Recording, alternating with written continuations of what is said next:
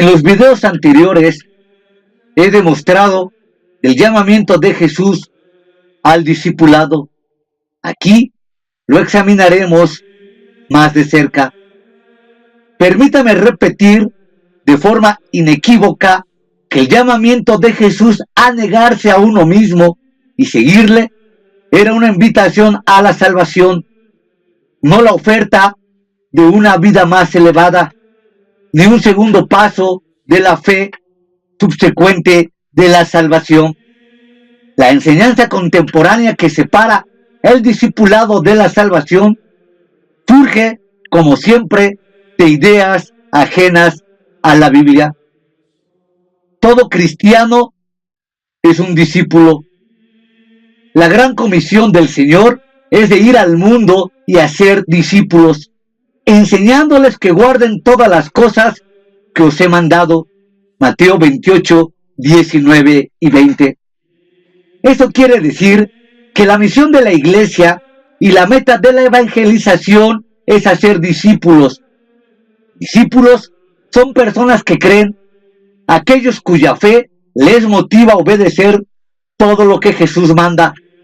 La palabra discípulo se usa siempre como sinónimo de creyente en todo el libro de los Hechos. Cualquier distinción entre las dos palabras es puramente artificial.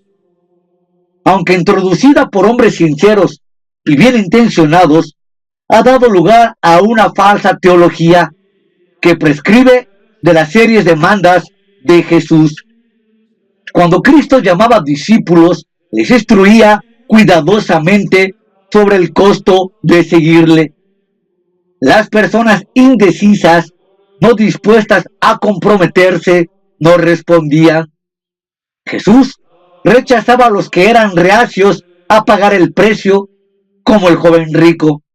Advertía a todos los que pensaban en hacerse sus discípulos para que midieran el costo cuidadosamente. En Lucas 14, 28 y 30 dice: porque ¿cuál de vosotros, queriendo edificar una torre, no se sienta primero y calcula los gastos, a ver si tiene lo que necesita para terminarla? No sea que después de haber puesto los cimientos y al no poderla terminar, todos los que la vean comiencen a burlarse de él diciendo: este hombre comenzó a edificar y no pudo acabar. Miles de personas ignoran todavía la advertencia de Cristo y se disponen a seguirle sin detenerse primero a reflexionar sobre el costo de hacerlo. El resultado es el escándalo de hoy: un cristianismo sin Cristo y un cristianismo distorsionado y brutalmente profanado. La religión de estos cristianos es un almohadón grande y mullido que les protege de las duras pesadumbres de la vida, mientras cambian de lugar y forma para adaptarse en su conveniencia. No es extraño que los cínicos hablen de hipócritas en la iglesia y rechacen la religión como escapismo. Un cristiano no es alguien que compra simplemente un seguro contra incendios y firma lo imprescindible para evitar una vida desagradable en el más allá. Un cristiano, como hemos visto repetidamente, es alguien cuya fe se manifiesta en sumisión y obediencia. Un cristiano es uno que sigue a Cristo, alguien que se ha dedicado sin condiciones a Cristo como Señor y Salvador, alguien que desea agradar a Dios. Su propósito básico es ser un discípulo de Cristo en todos los sentidos. Cuando falla, busca el perdón y desea ir hacia adelante. Ese es su espíritu y su camino. El llamamiento al discipulado cristiano demanda explícita y precisamente esa clase de dedicación total. Es un compromiso total, sin ninguna reserva conocida ni deliberada. Nadie puede acudir a Cristo en otras condiciones. Aquellos que creen que pueden limitarse a sentir a una lista de hechos del Evangelio y continúan viviendo como les place, deben examinarse a sí mismos para comprobar si están en la verdadera fe. En Mateo 10, 32 y 39, Jesús dijo a sus discípulos: por tanto, a todo el que me confiese delante de los hombres, yo también le confesaré delante de mi Padre que está en los cielos. El que ama a padre o a madre más que a mí, no es digno de mí. Y el que ama a su hijo o hija más que a mí, no es digno de mí. El que no toma su cruz y sigue en pos de mí, no es digno de mí. El que haya su vida, la perderá. Y el que pierde su vida por causa de mí, la hallará. No hay declaración más definitiva sobre el discipulado que esta de nuestro Señor. Expone en el lenguaje más claro posible el coste del discipulado. Las palabras se dirigen particularmente a los 12, pero son principios de discipulado aplicables a todos nosotros. El versículo 24 de Mateo 10 dice: el discípulo no es más que su maestro, ni el siervo más que su señor. Discípulo significa aquí cualquier discípulo, y las palabras siguientes hasta el final del capítulo son aplicables al discipulado en general. Los que ven a los discípulos como una clase aparte de creyentes más dedicados, señalan que los 12, o al menos 11 de ellos, eran ya creyentes en Cristo, por lo que no necesitaban instrucción sobre lo que significaba acudir a Cristo con fe que salva. Es cierto que la mayoría de los discípulos eran sin duda ya creyentes, pero eso no niega el impacto de estas palabras sobre ellos. El hecho es que estos hombres ya eran llamados discípulos. Esta no era una invitación para un tipo superior de relación, sino un recordatorio de lo que ya estaba establecido cuando ellos creyeron. Nuestro Señor les seguía enseñando las implicaciones de su fe y su salvación, y les recordaba constantemente el compromiso que habían contraído cuando ellos decidieron seguirle. Estas palabras se aplican también a nosotros.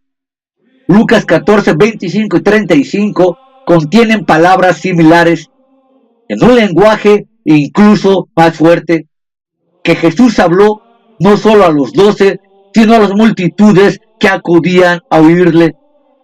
Mateo 10, 2 se refiere a los 12 como apóstoles, que significa enviados. Cuando completaron su preparación básica, Jesús les envió a predicar. En esta orden de partida, sin embargo, el Señor usa la palabra discípulo, no apóstol. Sus palabras son aplicables a todos los discípulos y sirven también como signo de advertencia para todos los seguidores potenciales de Jesús.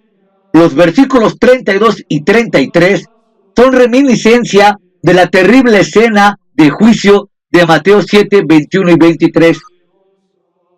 A todo el que me confiese delante de los hombres, yo también le confesaré delante de mi Padre que está en los cielos.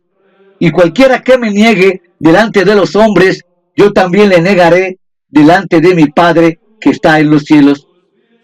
¿Significa eso que la confesión delante de los hombres es una condición para llegar a ser un verdadero cristiano?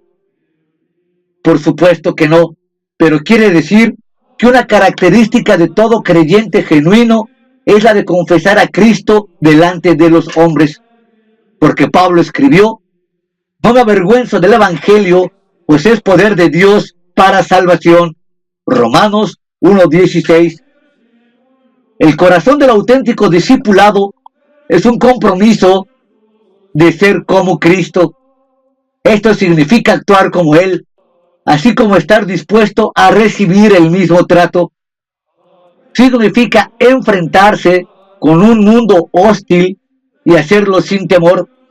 Significa confesar ante otros que Jesús es Señor y confiar en que Él también hablará a favor nuestro delante del Padre.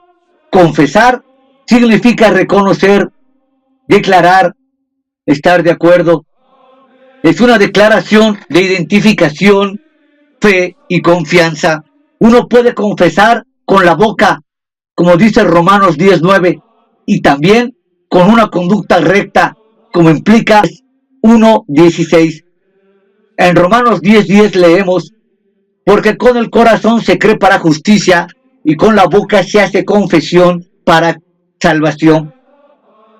Si el corazón cree de verdad, la boca estará ansiosa por confesar. La confesión es una obra humana, es promovida por Dios, subsiguiente al acto de creer, pero no inseparable del mismo. Una vez más, es una característica de la verdadera fe, no una condición adicional de la salvación. En 1 de Juan 4:15 dice: el que confiesa que Jesús es el Hijo de Dios, Dios permanece en él y él en Dios. ¿Cuál es la señal de un verdadero cristiano? Que confiesa a Jesús como el Hijo de Dios. Esto no quiere decir que un discípulo vaya a salir siempre en defensa del Señor. Pedro negó a Jesús 3 veces la noche en que Jesús fue traicionado. Un momento de debilidad no invalida las credenciales de un discípulo. Todos hemos fallado a la hora de confesar y obedecer a Cristo ante los hombres, con más frecuencia de lo que nos gustaría admitir. Pero si somos verdaderos discípulos, no ocultaremos siempre nuestra fe, ante todos intencionada y calculadamente.